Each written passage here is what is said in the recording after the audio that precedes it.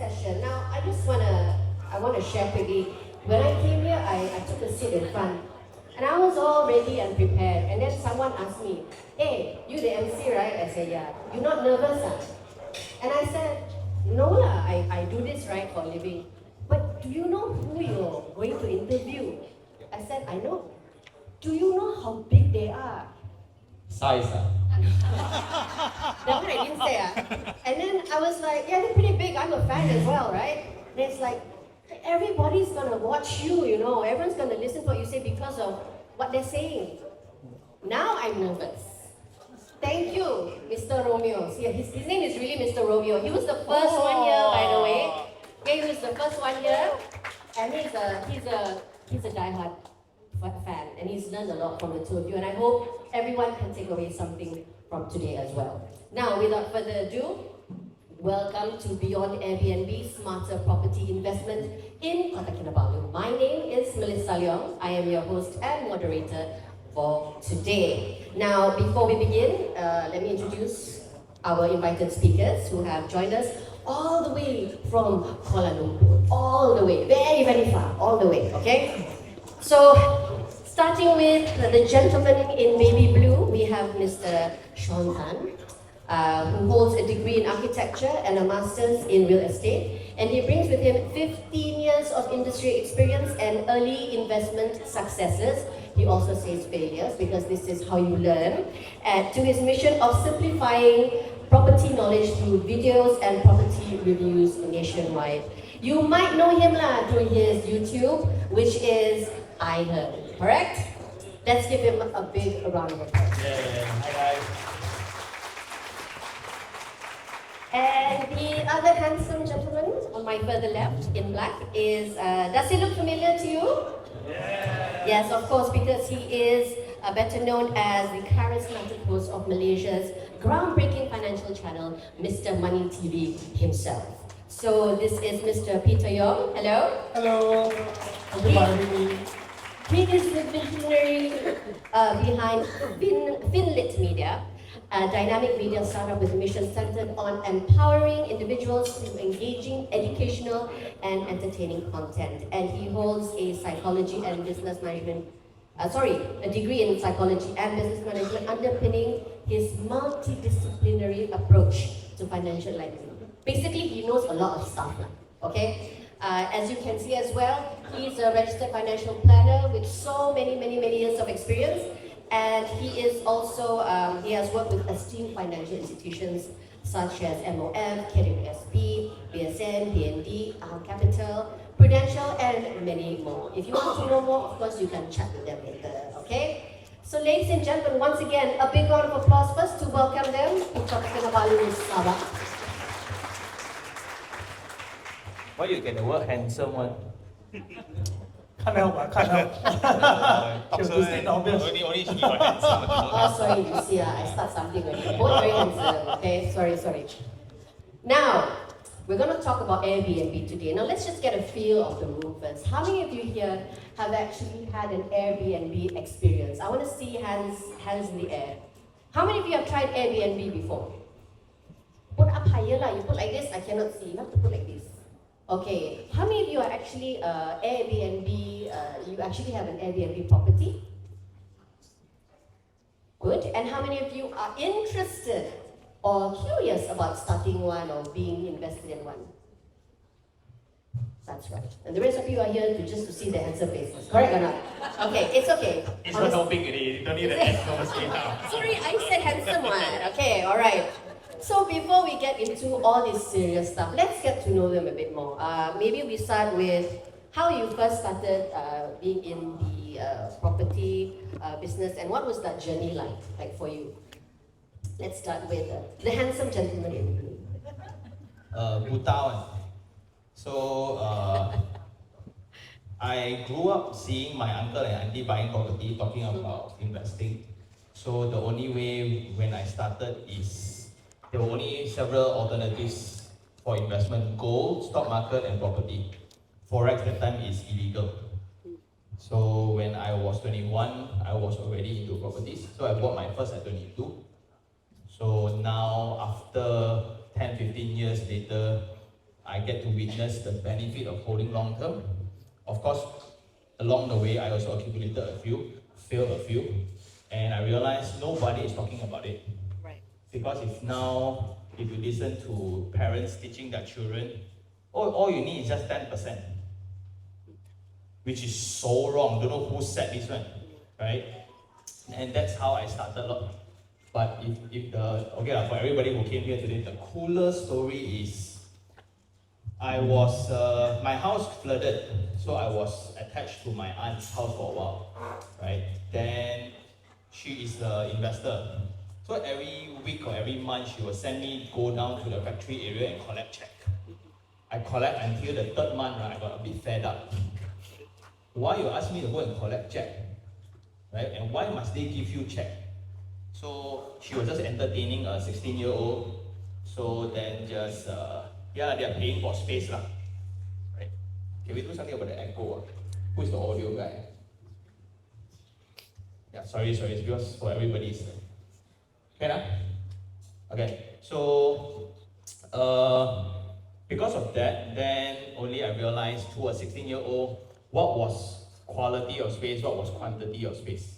And a lot of people who are fearful of property, it only means they have not rented a house before. So I realized that was the gap, and that's how I started. Then from there I did my architecture, then I did my master's in real estate, then I devote myself to this art. So I was in development for 7 years, contractor for 2 years, agent for several years, marketer for several years. Then nobody want me really to do YouTube. See, if people want me, I become MD, correct? Yeah. Well, everyone has their calling, true or not? Yes, and to be fair, it's not like just like any YouTube, you know. I mean, am I right? How many of you have really benefited from iherng's advice on that page? How many of you here are actually like followers and you learn a lot from them? I'm one of them actually, right? And I wish, my only regret is I didn't discover it sooner. Oh, my fault, I didn't start earlier. Okay, then your fault lah. Okay. Good that you take ownership. So how about yourself, Peter? Hello. So myself, I'm a little bit different from iherng or iherng actually. You want to clarify that first? Oh, sorry, yeah. No, it's okay. It's okay. Hey, go. So iherng or iherng? Iherng. Iherng. Now I'm really nervous. It's okay. Sometimes I also get a bit confused. Okay. Like I thought iPad, like iMac, and iPhone. So iherng. Okay. Yeah. It's okay. So I myself, I'm different from iherng in this sense where I don't specialize in property, while I do invest a little bit in property. So just a little bit of my background. I actually grew up in PJ area, Semenanjung. Yeah, and I come from a family whose father went to bankruptcy. So I was always told that money is something that is gonna give you trouble. Yeah, and business will get you into trouble. So I believe in that for a very long time until I went to university. Then after I read the book, the Standard Book, Rich Dad Poor Dad, right? Yeah, it kind of changed the way I think about money. And from then I realized that the difference between someone who's average and someone who has a more successful life is simply how you think about money, your perspective and your relationship. So then on, it got me started on this whole trajectory to repair my own relationship with money. And after that, it benefited me and I felt that it's something that can help others. So subsequently, I went to work in the insurance industry and unit trust. So I became a financial advisor or wealth planner, right? But after about 10 years doing it, I felt that I enjoyed the education part, but I didn't quite like the part that every time when I see someone, I can only make money when I sell them something, right? So you can't just sit and educate people, right? You can't sell a policy, eventually you're gonna have nothing to eat, right? So eventually during the time I saw like there's an opening there in YouTube space. What if I put a video up, got people watch, then let's see where it goes up.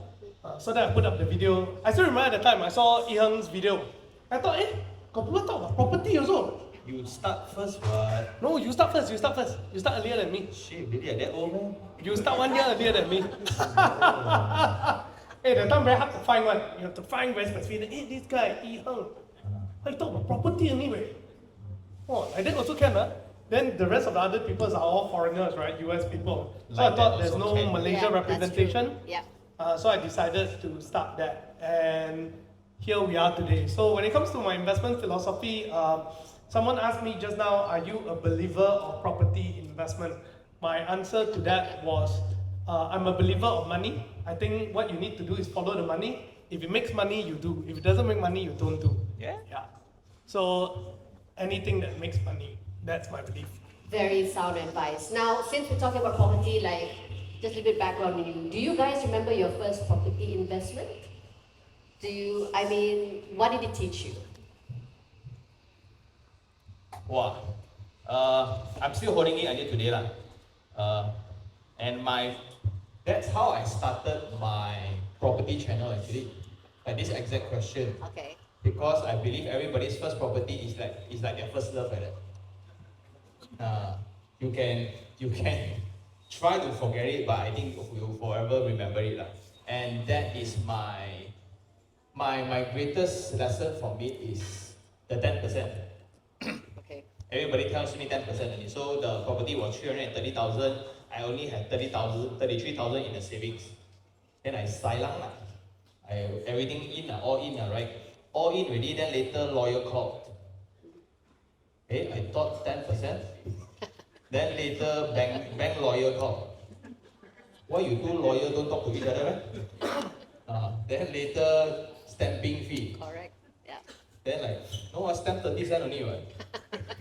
Okay, this is the 22-year-old me. I don't know what is stamping also. Yeah. So everybody is like, then when they start, then when you get the keys, the renovation, the management, the utility deposit, everything. So I bought the property, and for the next 6 months, nothing really lah, because all go into the property lah. That's why until now it's not 10%, it's 18. There you go. 18%, that's the number. Yeah, for sub-sale. Okay. Remember that, everyone taking notes, huh? Okay. Alright, 18%. Yeah. And Mr. Money, what was your story with property? So I started my investment in property. So the first thing that I invested in was property. Second thing. The first thing I invested in was stock. But property came right after that. Because I realized that if you want to make money in stock market or anything else, right, you need a lot of capital. So I remember the first year I invested in the stock, I put in 7,000 ringgit. I did a decent return of 20%. Wow. I was quite happy, right? And I calculated the number was 140 ringgit. I wasn't too happy after that lah. Didn't really change my life. Yeah. So after that, when I calculated everything else, then I realized that property is probably the only investment that when you start off, you get to take on a leverage where it allows you to control much more than you can afford. Now, yes, there are other instruments that allows you to do that, but way higher risk. Way higher risk. For example, margin and so on. So I felt that risk to return ratio, property makes sense to me, so I went to property first. So the first property I looked at, I remember, was Ara Damansara and Subang Goodyear Court. Remember the time LRT starting to... Which one? 13? The one right opposite Summit. Okay. Yeah. So that time, that area was considered a dead area lah. No one likes there. And then Ara Damansara also, people say a dead area, no one likes there, right? And I have this thing where I've calculated my quota. I don't think I can afford a 600,000 house. I can afford something about 150K. Yeah, so I chose those walk-up apartments. So here I want to clarify. A lot of people thought I bought low cost. It's not low cost, It's just walk-up apartments. It's cheap because no one want to buy, because that time condo became popular, so no one want to buy walk-up. So that's why the price didn't go up, right? So a lot of people thought I bought low cost. That's not the case. Yeah? Now, then during the time, I still remember there's these two issues. So I went back and asked my mother, I said, I want to buy this house. Then my mother said, hey, look at the terms. Then I see, oh, master title. The time I don't even know what's master title, right? Then my mother said, huh, master title? Cannot one, all this, very mafan. I tell you, boy, don't buy any form of apartment, all this condo, because you'll lose money one. People complain, and you got issue, all the JMB. So I listened to my mother.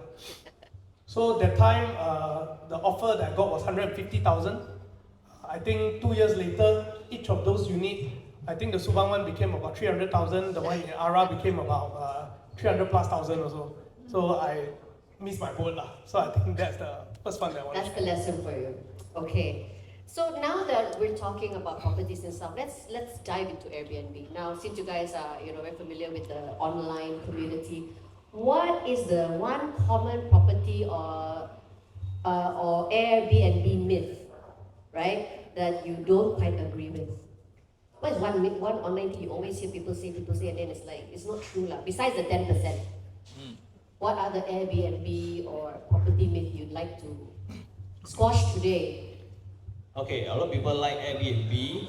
I put this online also, so it's very open. I spent like 3 hours tracking Airbnb people. Because everyone expects to just buy, lay back and collect money. That's all. So it used to be, okay, so this is, I'm not referring to any projects, but this is the common mistake of Airbnb. So a lot of people, why Airbnb format of housing became popular? Long-term rental cannot cover. Room by room cannot cover. Right? I rent out by head also cannot cover. But, so what's the last resort? I sell by day. So after you put in Airbnb, whatever terrible project also got ROI positive one. So because of that, everybody thinks that, oh, Airbnb sure make money. That was the initial stage, right? But after that, we see a lot of problems within illegal operation of Airbnb. Right. Yeah. Within residential settings and things like that. So now JMBs or owners got right to voice against. So now we see, I'm going to just deep dive into Airbnb, Yeah. right? Yes, go ahead. So this highlights 3 different risks of Airbnbs, right? Number 1, from a national level risk. Singapore banned Airbnb, right? Do you think Malaysia will ban? I don't know. They all said also, but Penang banned half of it, which is the second level of risk from a state point of view, right? So Penang residential property ban. Right. Selangor just executed. You can only run 6 months, 180 days. Okay. Then, from a JMB point of view, any moment of time, we all residents all come out together. We don't like Airbnb. Right. Yes. So suddenly, when you turn back to without one level higher, how I consider a property good or no good? This investment good or no good, right? The more alternatives that the rent can cover the installment, the better. Means long term can cover, short term can cover, medium term can cover, room by room can cover. Worst case scenario, I don't mind staying myself, which is not very correct, but a lot of people like to place that at the last resort. If all of this fulfilled, only it's a good investment for me to buy. Right. Okay, so now if Airbnb is your only resort to break even for this property, it's not that great of a property actually. Okay, so the myth, the gauge of a good property needs to fall way beyond just Airbnb rates. Right. Because that's the easy way out actually. There are a lot of people, oh, for better engineering in terms of numbers, operator 70-30, you lucky you get 80-20, 80% your share. But they forget that it's after cost. Cost not you set one. Right? Yeah. So that's the dilemma. Right? And for Airbnb projects, then new ones are always better. Just like hotels. Right?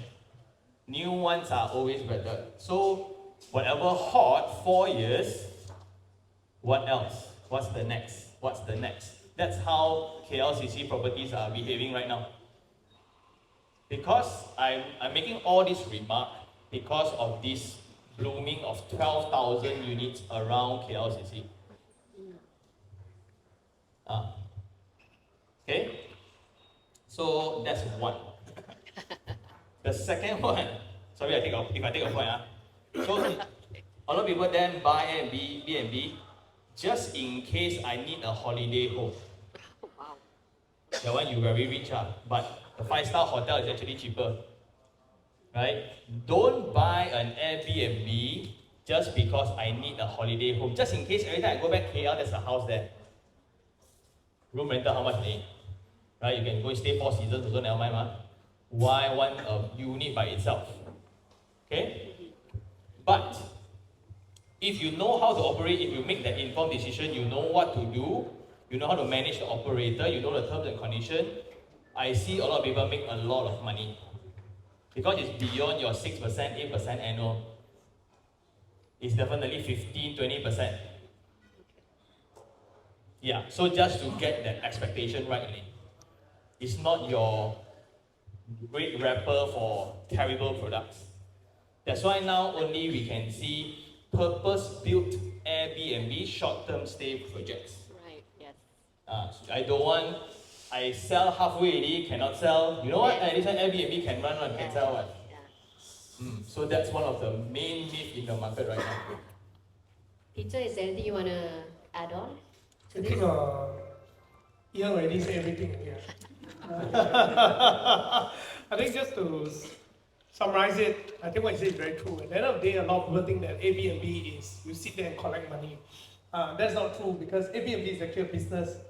There's quite a lot of work involved, right? Yeah, and I think last time, before there were like common operators, it used to be like the owner themselves go and do everything. Then after the other owner start realizing, ayo, I love the money, but I got a lot of work. Then I was like, okay, let me do for you also, then I take a cut. That was how it actually evolved. End up, it became an Airbnb operator as a business itself. I think the first few groups, quite a lot were actually property investors themselves who joined classes together, then they went and buy together, they end up helping their friend take a cut. I still remember during those days. I think just to put it on the bigger scale wise, you also want to understand a few things when it comes to where to operate an Airbnb. Since you touch on more on the micro side, how to run it, I'll touch a little bit on the macro side. I think what you need to understand is when you want to operate an Airbnb in a particular location, you want to understand the demand of the people there, right? So for example, if you're operating in KLCC area, you know that how many regular tourists are coming in and what's the preference that they want, right? These are things that you should have a rough idea about because the truth is not everywhere is suitable for an Airbnb one. And not every city people really want to live in an Airbnb.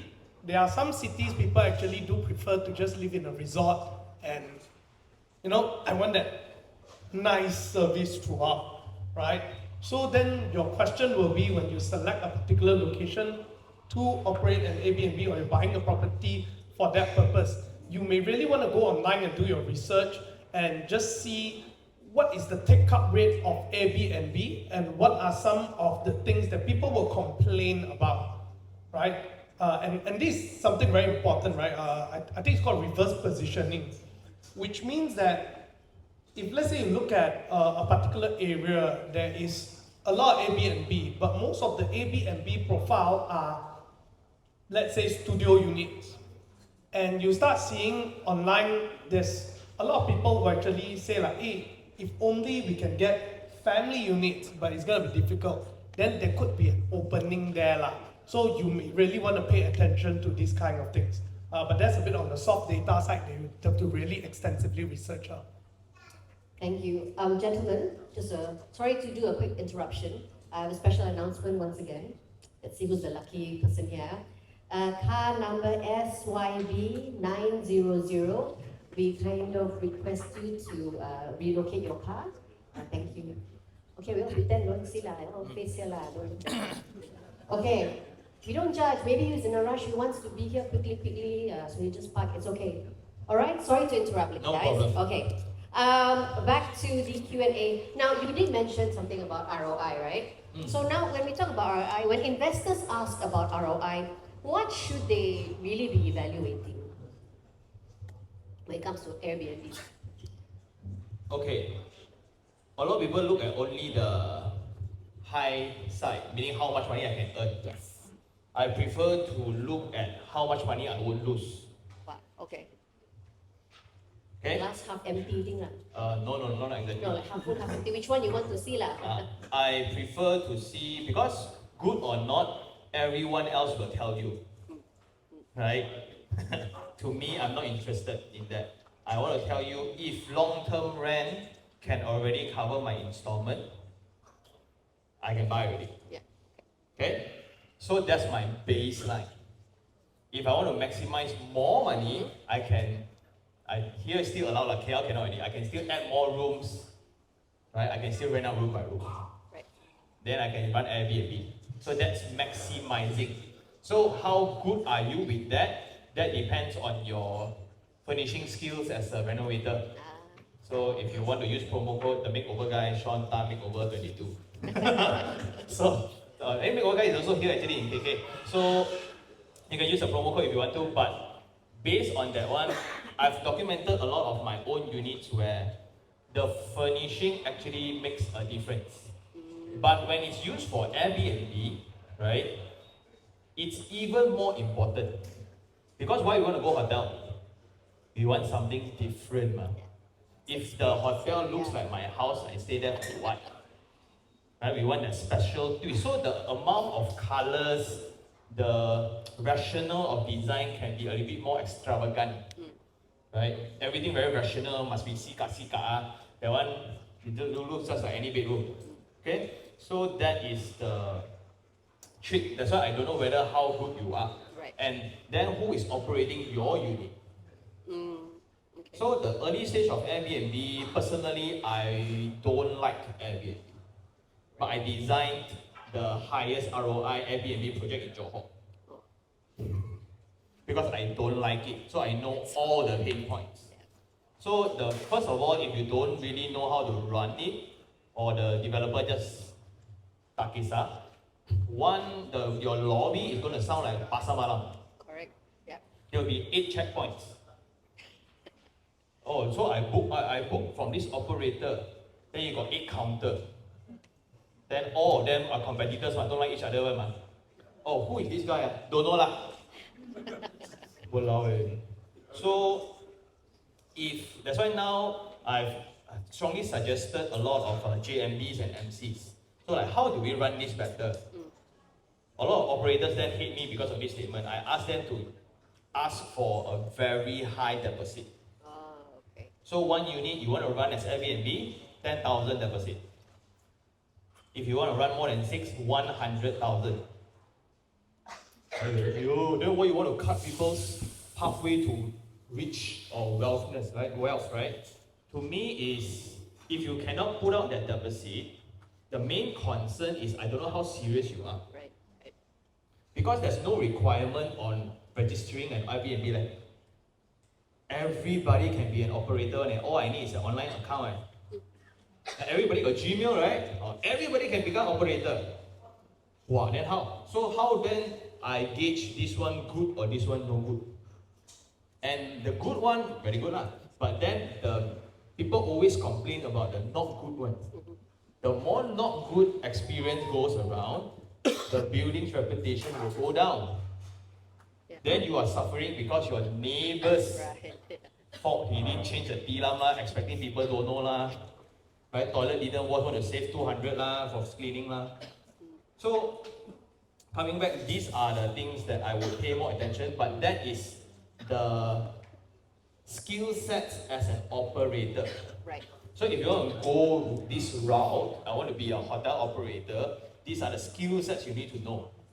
By 62%, you need to break even, whether you like it or not. So if not, don't do this business. So like 62 weekdays or weekend, you go and calculate yourself.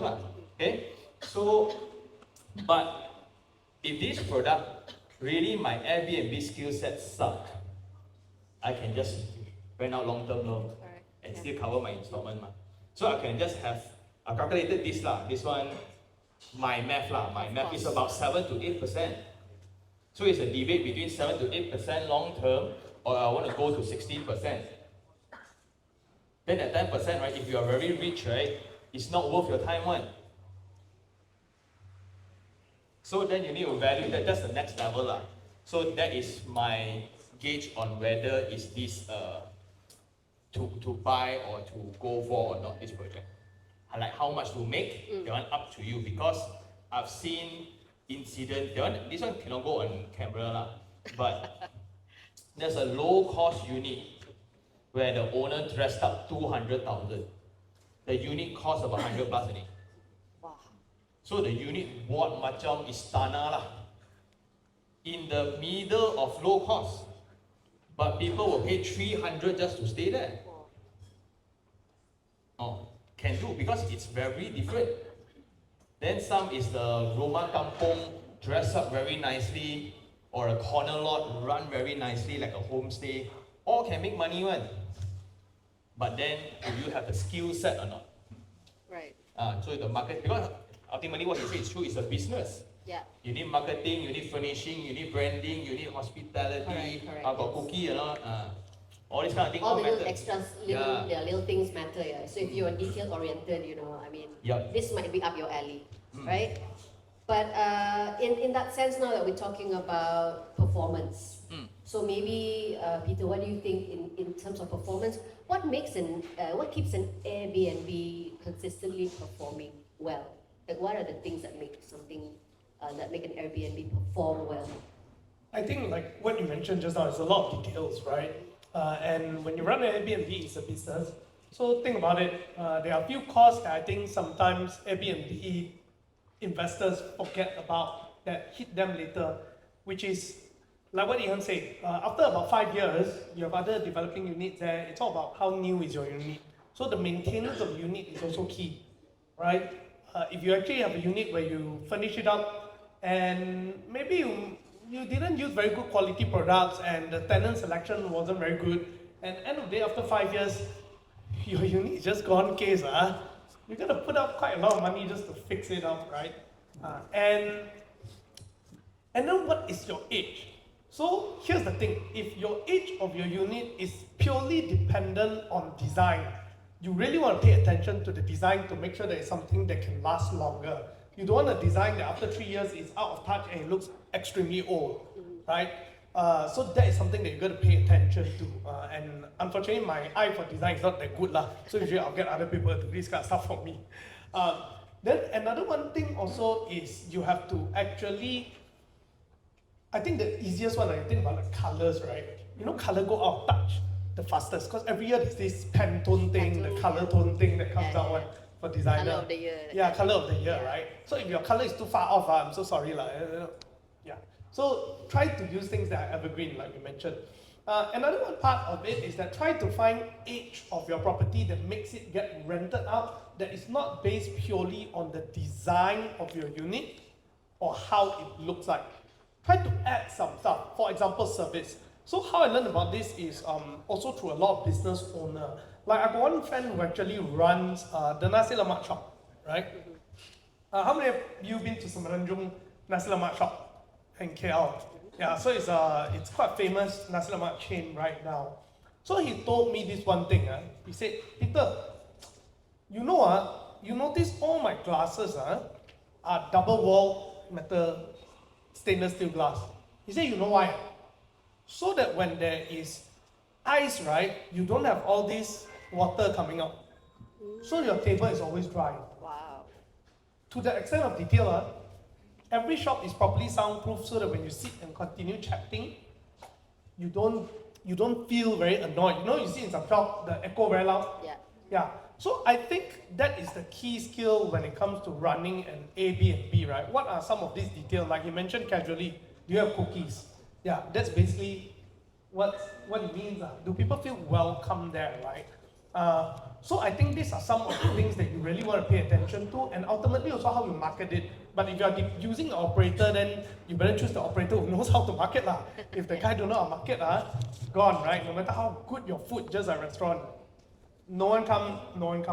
Yeah, at the end of the day, these are some of those little things that will make it. So here's the last thing that I want to point out in terms of performance, right? Which also relate back to the earlier question that was being asked.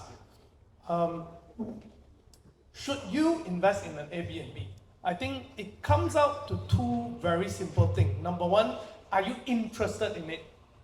Okay? Don't talk about return first. Do you like it? if you don't like running this kind of operation, right? No matter how much money, you won't be happier. How many of you have thought about quitting your job, even though the job pays you quite well, right? Yeah. Yeah, happens, right? So you need to like it first. If you like it, the return a little bit lower, also you're willing to do. Yeah, that's just how it works, right? The one money can buy. Then number 2 is this.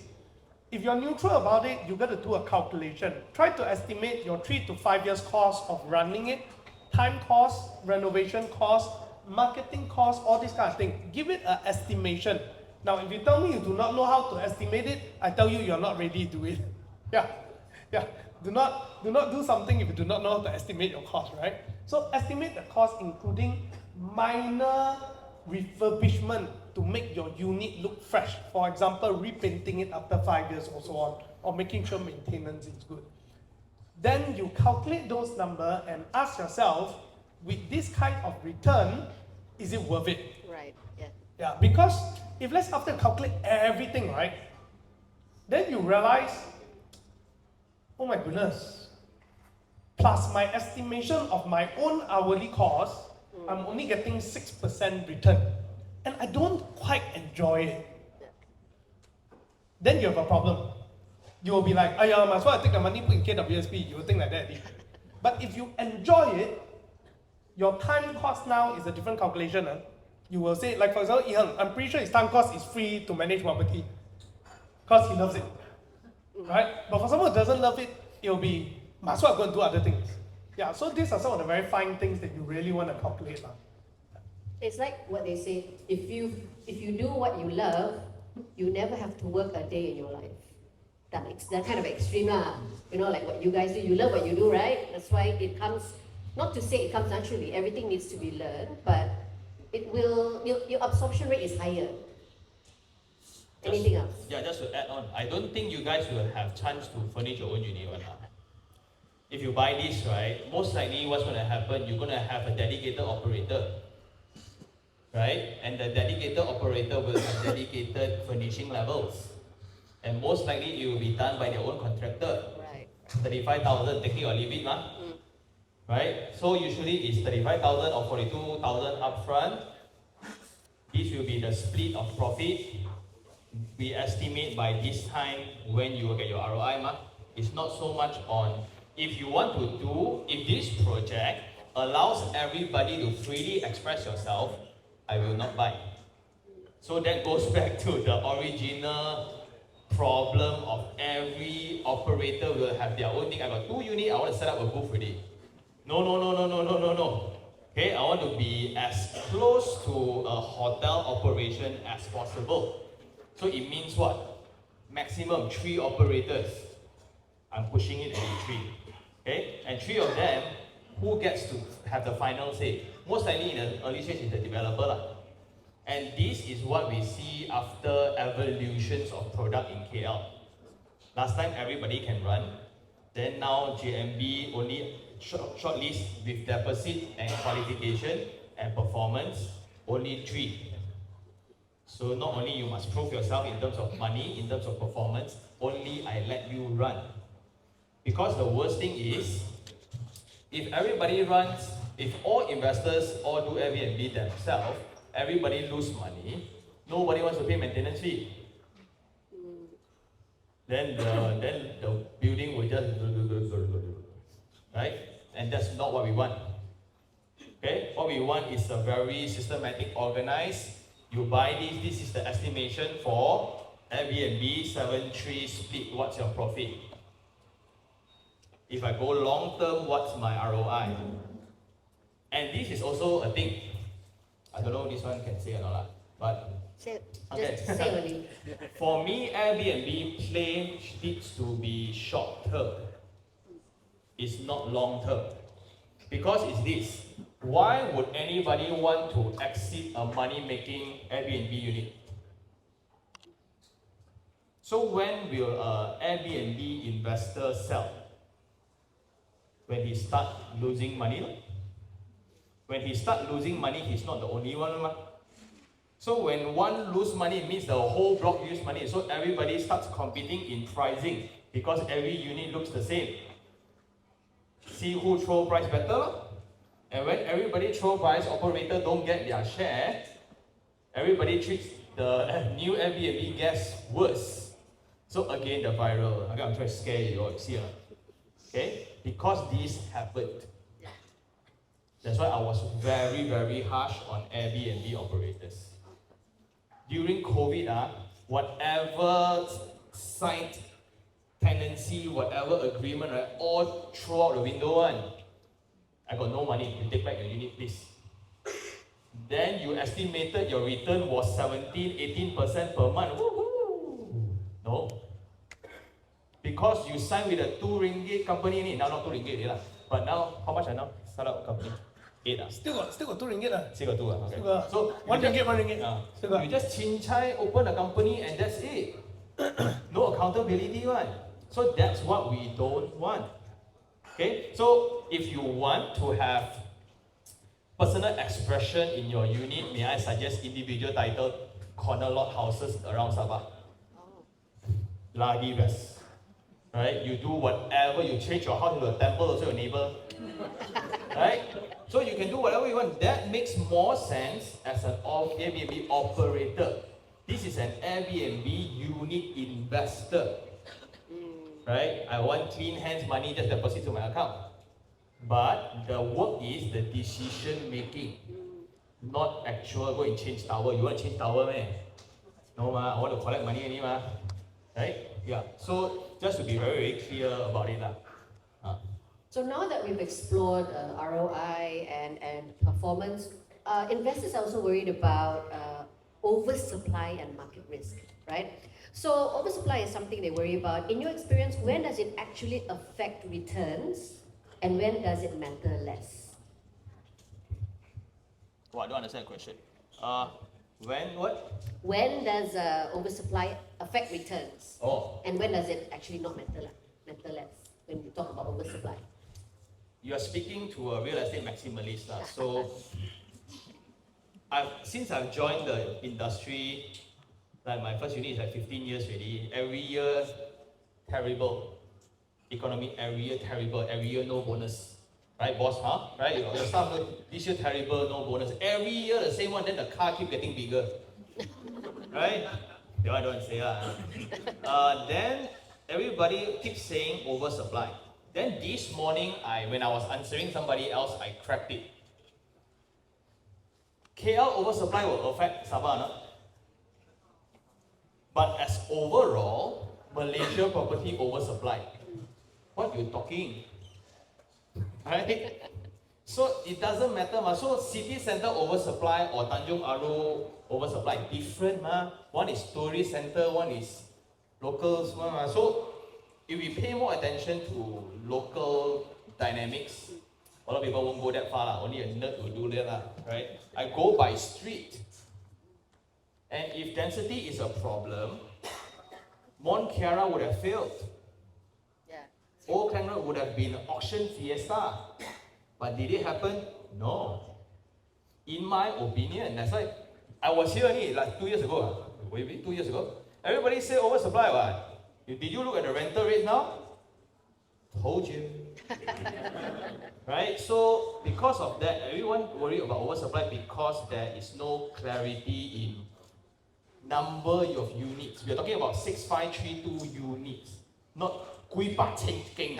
No, like a few 100,000 units. Like, where you get the numbers? Oh, newspaper put one. Newspaper never put good news one. Because every time a person try to tell you good news, I'm trying to sell you something. Yeah. Right? When I tell you, oh, my portfolio ROI rental year on year increased 12%. Proof. Show me your S&P, show me your tenancy agreement. Walao. When people say market going to crash, yeah, I think so too. But then they still buy on it. All people still make money on it. So to me, oversupply or not is a very personal gauge on the market. Then oversupply in which segment? Then do we compare? Okay, a classic example since we are here, right? This is a mixed development. Do we compare to a pure residential? But if you don't want to buy, you will what also compare, right? office also compare, just to make the number terrible lah, because I got agenda ma. But if I want to tell you good thing, then it sounds like I'm selling already, right? So then, to me, relevance becomes more important.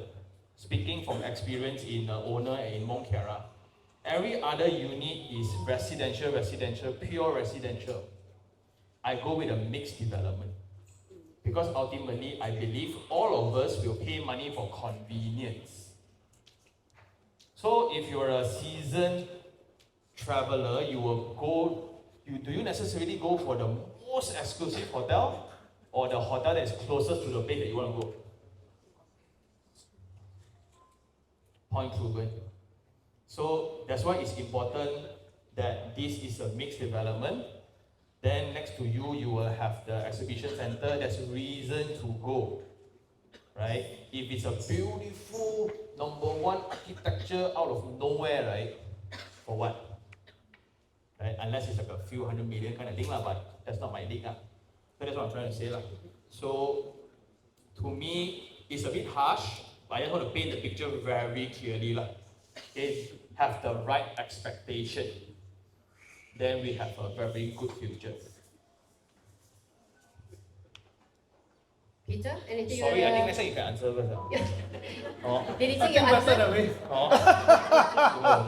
I feel paiseh also. Sorry. No, it's okay, it's okay. I will give the other side of the picture, right? For me, when you talk about property oversupply, I think just like what you say, actually true. It's called oversupply, and you're not even calculated in terms of sub-sales or more, right? But here's the thing, if you actually look at property is very unique because it's not a flat distribution graph, which means that the population in each location is different. So, for example, in KL, I always tell people this one thing. I say, hey, don't simply buy property. I'm not like every property also to buy on, because I follow the money. But there are certain locations you can't go wrong, no matter how lousy, because there is a lack of supply if you are talking about that particular concentration. And so I think when it comes to oversupply or not, the answer will come down to the particular demographic, the particular needs for it, particular demand, right? So that will come down to how much you understand a particular local market. But there are a few rules. The rules are very simple. It's all about center of population. So population always come down to one same place. Population is never scattered. Ever since there's civilization, ever since it's commercial, how placemaking always works is when there's a concentration of commercial activity, it draws people in, leading to what you say convenience. So people will just want to stay near. So people would rather stay in smaller house, more expensive house, whatnot, to be near, right? So if you actually go with those kind of things, it will work. So the question now is that when you look at a particular place, on a local scale wise, you want to ask yourself, if I'm going to invest in this place, how many of the similar type of property is there? Right? That's why you notice for Jesselton V, one of the things they talked about is actually the view as well. Yeah. Why the view? Because then you want to look around the area and ask yourself, how many properties here will have a guaranteed view for the next 10 years? Right? Or how many views are there? Because again, by design of development, it is by design for Airbnb, right? So, and we know that if you're talking about Korean tourists, China tourists, you will notice one of the asks that they want is actually good view. Correct, yeah. Standard right? Good view. Yeah. So that good view is, you cannot renovate it out, put it this way. So you want to ask yourself, is this question of oversupply or not will depend on the particular unit you are purchasing, unique to the particular location, unique to your particular target market. Yeah. Then you get your answer. So, yeah. Sorry, I thought a lot today. But that's the whole point, right? Correct. Why oversupply is a concern is because I worry I lose money, right? And one of the risks of Airbnb to lose money is because there will be newer blocks coming out, right? So the hack is, as long as you get cheaper than the latest project and rent out at the rate where you can cover installment, in the long term, is already a foolproof. Okay, so if all sub-sale is this price, let's say 1,000 per square feet, right? A new project, 4 years down the road with all the brand new facilities, with a brand new mall, selling lower than an existing sub-sale. But the current sub-sale rent can already cover your future long-term installment. You get my point? Am I going too fast? Okay. Let's try again, huh? Let's try again. Let's say you got 6. Hey, your agent, bro. Bro, okay. Now let's say market median price is 1,000 per square feet. Okay? Technically, the new project would be selling higher or lower? Higher, 1,003. That's why I might consider buy a sub-sale. But if the new project is going to be selling lower than the sub-sale price, does it make more sense to buy the new or the sub-sale? New. But then, what's the good thing is, your safeguard is the current rent can cover your future installment. That's your guard already. So if oversupply, right, let's say another 30,000 units built, who die first? The sub-sale die first. Because they are already stuck at 1,000, your lifeline is longer. You get what I mean? Clear? So that's why you can see the direction. I don't want to maximize that one. I can do it later. As long as I safeguard, I got a lot of precaution, all good. Because I'm inspired by you. Actually, to put it simple, it's just everything is a price. Everything is a price. As long as the price is right, it's a good investment. Yeah, that's how it works. Same thing with stock, same thing with anything else. You tell me the lousiest company, if it is way cheap, it is still a good investment. Yeah. I want to know, we trade crypto that were with upper limit. It's just that limit. Correct. I don't know got traders or not here. You got trade a higher limit, lower limit. I just protect my base only. Right? Yeah. Sorry. Yeah. Yep. No worries. I mean, if you all need any more clarification, they'll be here. We have a Q&A, don't go anywhere. But now we speak about KL versus KK, because I know you guys are like Klang Valley, KL people. But we all here, Sabangs, let's look at the KK perspective. You want to do that? Okay, let's listen to the input. So from the Klang Valley point of view, right? What surprised you most about when you started looking at KK? Okay, I'll go first. We let Mr. Mani go first. I think one thing interesting about Sabah, when I look at it in KK, is that the tourism rate. Tourism has been growing quite fast in Sabah ever since COVID. I think last year it was stated the recovery rate official is about 89% already. I think up to today it should be about 90 plus already. So I think targeted, from what I've read, 2027, 2028, you are talking about 4 million tourists a year. Surprising, from my last time visiting here up to today, I noticed there are a lot more Chinese tourists, there are a lot more Korean tourists as well, and there's a lot of talks about, like, definitely MM2H is one, and the property purchase price for MM2H is actually lower here. Yeah, so there are a few factors here that actually makes it quite interesting as an investment destination for MM2H holders. And because surrounding here as well, there is quite a few attractions. What happens is, we know that on the global side-wise, if you check out the word Xiaohongshu or those, they do always talk about Sabah. It's one of the hot destinations.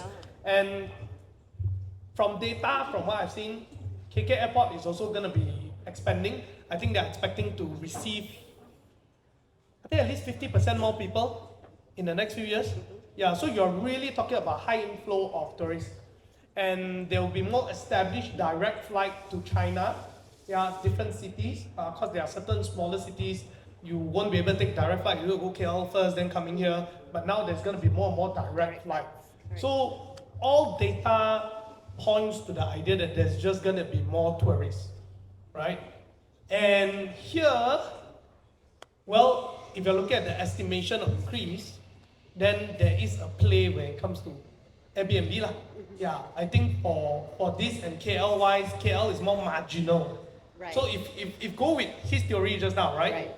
On protecting your base, here there is some sort of an obvious protecting your base kind of thing on the macro level. I think on the micro level, he's definitely much more familiar than me. On the macro level, this is what I seeing. Then in terms of the number of units, when I look at it, also the types of units. When you're talking about tourists coming here, you want to get an Airbnb unit. Families who are traveling as a group, from what I've seen and what I've heard, there is a strong preference to bedroom units, a couple of bedrooms, and stuff like that. And then people can come together, then there's a lounge. So even some 小红书 say, hey, 记得 stay in a Airbnb because you can have durian. But apparently now I hear that, most operators don't allow durian, right? Yeah.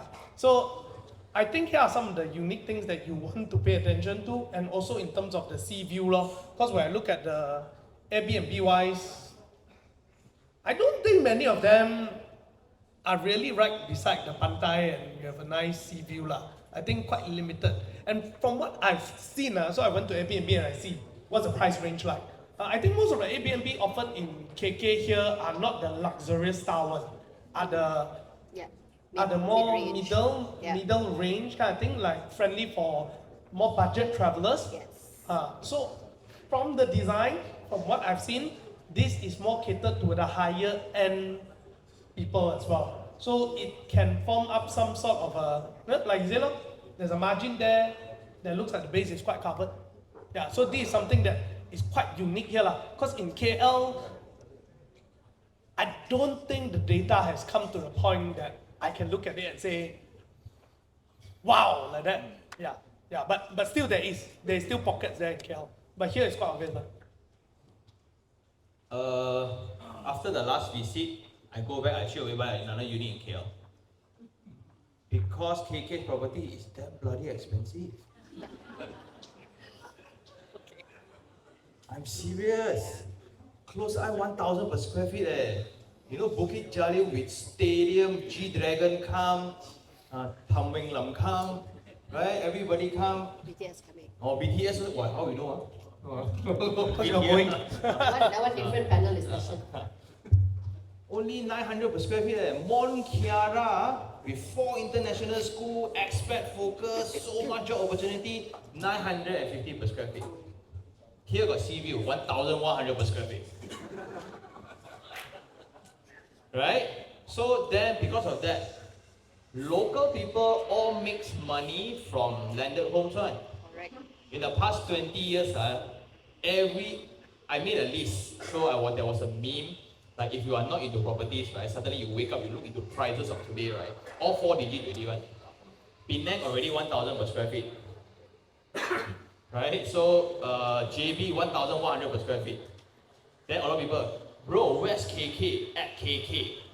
Because even locals are complaining, bro, you KK is crazy. Landed house, you buy, sure make money on it here. That illustrates the whole concept of demand and supply. Then when I still remember, like, bro, here too many high rise, my God. Come KL. Right?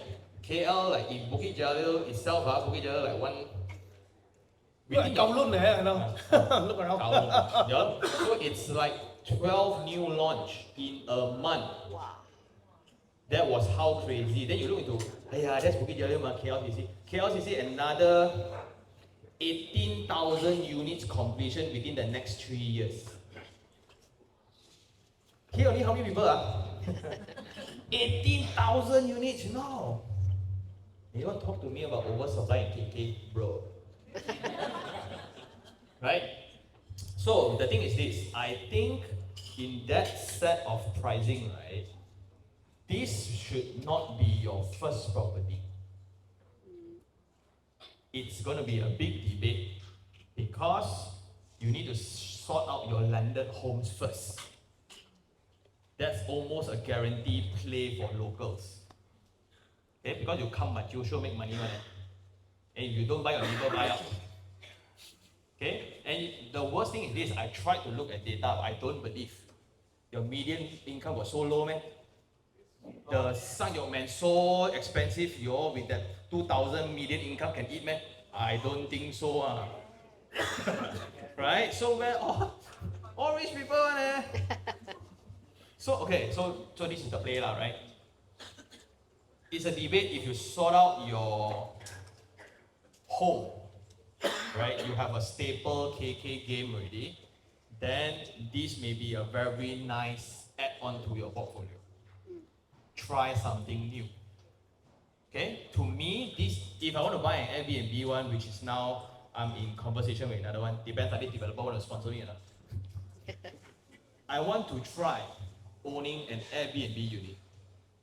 So, but if I want to try, if you talk about tourism, KK or KL got more people go? Tourism. What do you KL definitely lah. Right? KL is the biggest obvious That's why supply there strong. That's why Demand strong, supply strong. but that's why suddenly when demand versus supply, cannot. Then suddenly hear more within grabs. Okay? Then another thing is some people cannot afford to imagine owning a property overseas, right? What if their pipe leak? Do I fly there and fix?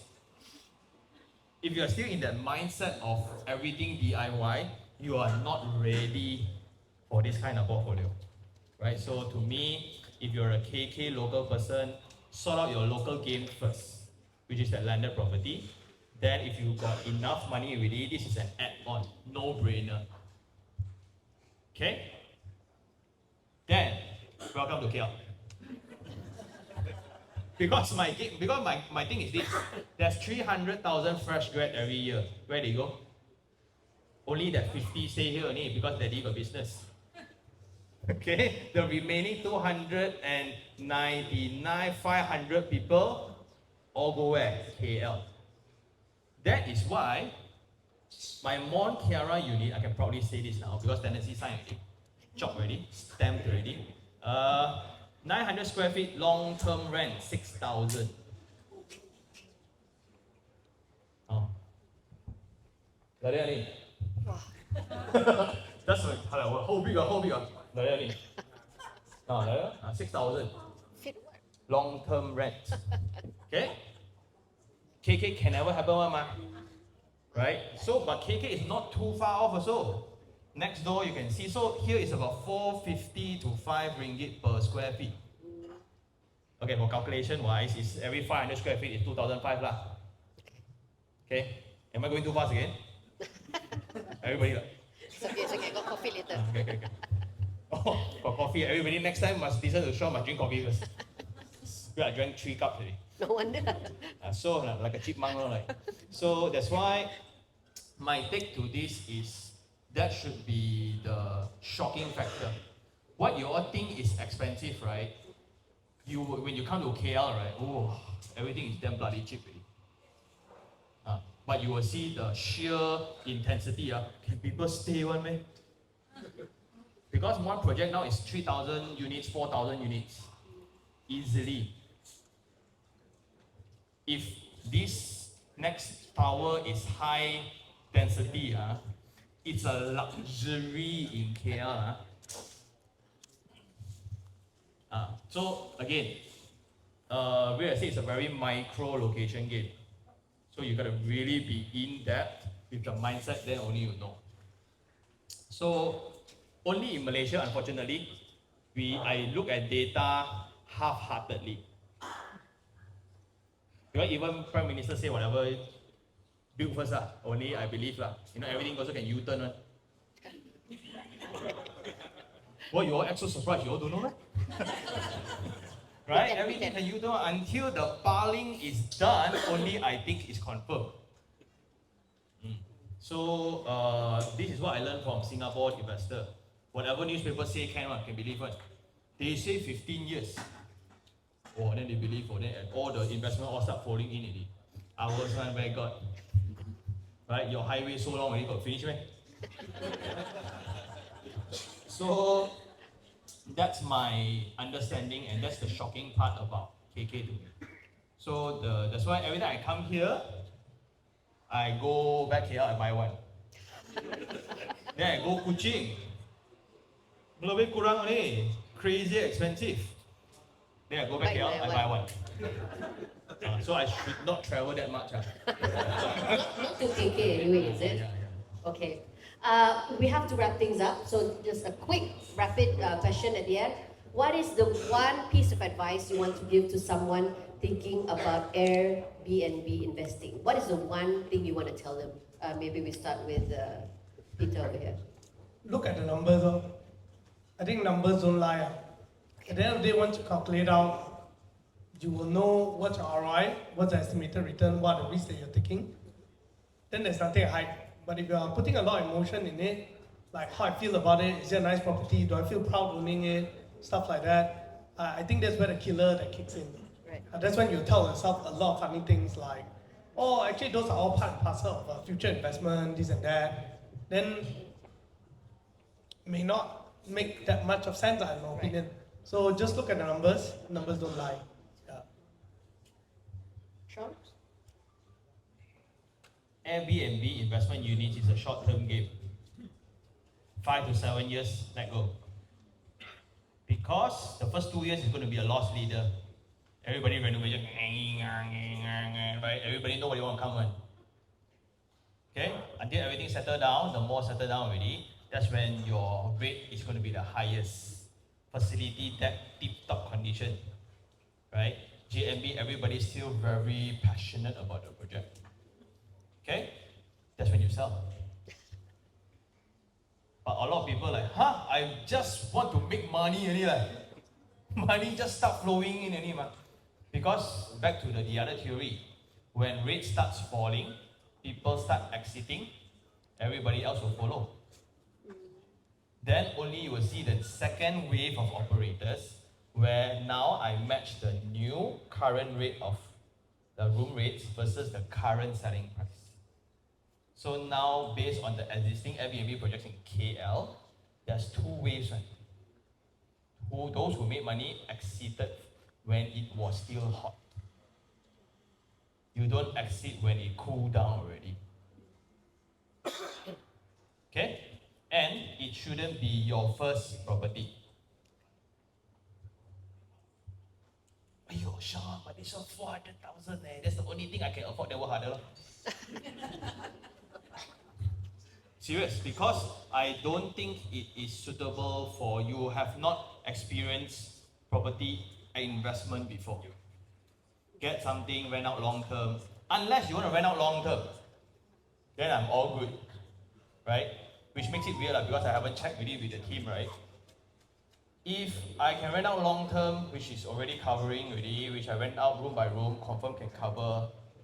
When it comes to Airbnb, then it's a guaranteed earn just how much more, right?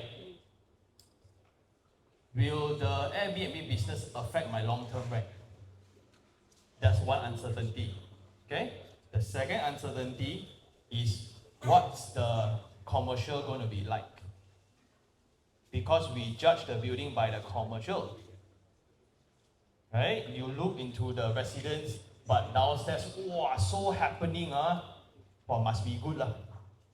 Okay, but if downstairs like goes down, no matter how fabulous your unit, no point.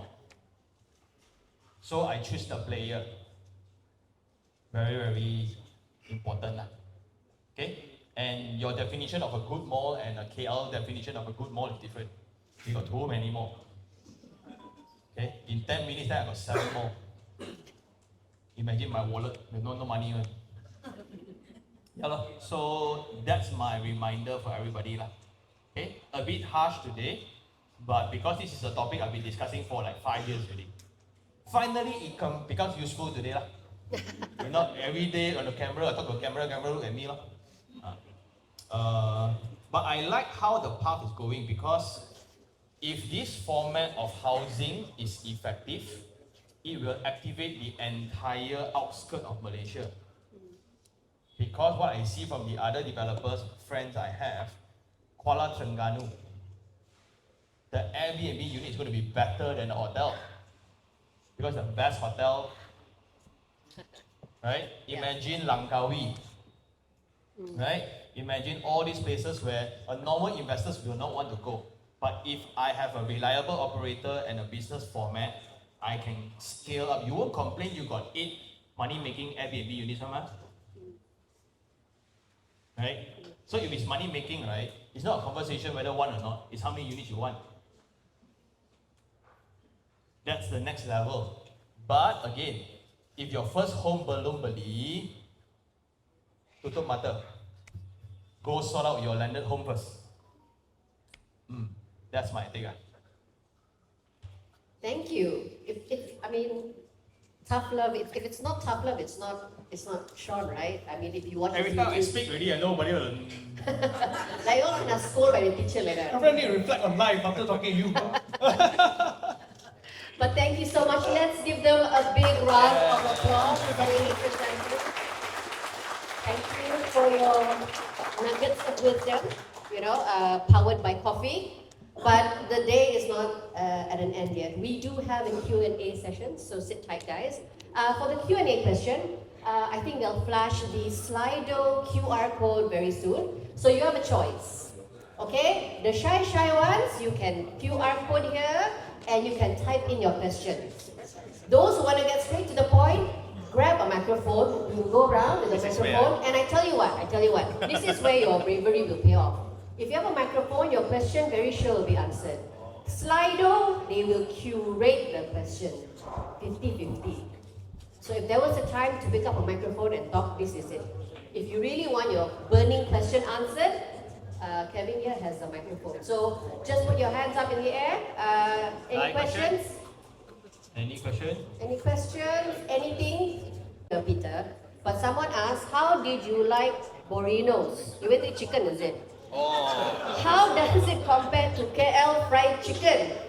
Okay, we start with a chicken question now. We warm up a bit. Okay. How was Borinos? I think by far when it comes to fried chicken, Moreno is my favorite. Yeah. Wow. That's because you're in KK there. No, really. So 2 years ago I came to Sabah. Everyone said you must have Moreno. Oh. So I was like, okay lah, let's go and try, right? Yeah. I still remember the time went there, then the whole chicken smell. It smelled different, huh? You tried it, no? No. Puchong got man, no need to come KK. No, you must try the KK one, bro. It's different, bro. It's different. I have to say, having it here in KK itself, it's a bit different. I don't know whether is it because the chicken from different farm, something like that. I'm not really sure. Or maybe it's just emotions. Hey, right? but it's true, like, do you know Johor's KFC is better than Singapore's KFC, right? Oh, do you know that? So now you all have to go and try lah. Because the chicken supply is different. You know why not? Why? Because Singapore chicken healthier, need to run more, so less fat. Just like their char kway teow, no sugar, no nothing one, no oil their char kway teow. But I have to say, Sabah Moreno's is seriously one of the best. Okay, so we have the answer. Then whoever asked it, I hope now you know. I don't know who is it spying on him. Should we get security or something? Okay. Oh, we have questions in already. Since no one, the microphone is still here. So let me just ask the question. Okay. This person answer. If I want to invest in Airbnb now, what should I prioritize when choosing a project? Especially with so many new projects focused mainly on tourism. Is it safer to look at tourist-only projects or those with a mix of tourist and local demand? Local will rent your place, right? Local rent for Airbnb? Oh, you mean Malaysians lah, not KK Sabahans lah. Sabahans also. Yo, no house rent? Oh! Not just Sabahan, KK, like Awal, Santakan. Okay. I'm trying to scope what is local. Okay, your local is Sabah, my local is KK. It's like I got nothing to do, I stay next door. Now why? Quarrel with wife. Huh? Why? Quarrel with wife. Or quarrel with wife. Quarrel with wife, for those of you who didn't hear. I got no experience like that. You might just keep quiet. Okay, another show with you. My take on it is, you can't really determine whether is it local driven or foreign driven. It's still tourist. And tourists wants the same thing. Okay, so to me, a better question is, which one gives me the better or more stable ROI? If one side is 1,003 per square feet, this side is 800 per square feet, which one you buy? When the rental is the same? Why I care the local is from KK ke, from UK ke, whatever lah. Because the room rates is the same mah. Unless we want to debate about furnishing, then a bit different. Because my last trip here, I stay, what's the hotel in Tanjung Aru here? The Shangri-La. Shangri-La. It's like a little Korea like that. Breakfast got kimchi only. Yeah, correct. Oh, this like, annyeong. Then my kid also suddenly speak Korean. So he went to the swimming pool, everybody annyeong. Then he come back to the room, annyeong. Because of that, then maybe your food selection needs to change lah. You get what I mean? But if you are talking about like Mont Kiara units must have bathtub because a lot of Japanese stay there. So every unit must have an onsen. Oh, wow. Only in where there must be a hot and cold water one. Must have. Next door Singapore don't have one.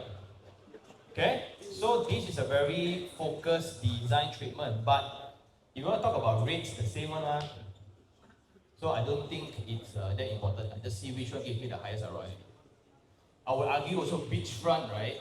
You all will argue, this is a very Sabah thing I realize. You all argue which has the best sea view one. Oh, this sunset view is the best. No, the other one is the best. I could care less.